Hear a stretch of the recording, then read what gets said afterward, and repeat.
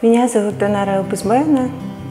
Я работаю в сфере образования уже более 20 лет.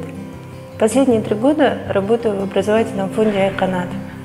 На сегодняшний день координирую деятельность фонда на территории 3 областей. Это Восточно-Казахстанская область, Алматинская и Павлодарская области.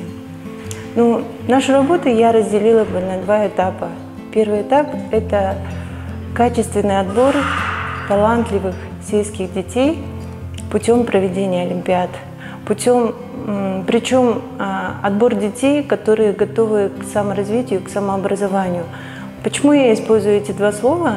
Потому что одной из особенностей нашего фонда является то, что к нашим олимпиадам можно подготовиться заранее. То есть это значит, что каждый участник нашей олимпиады имеет возможность стать победителем.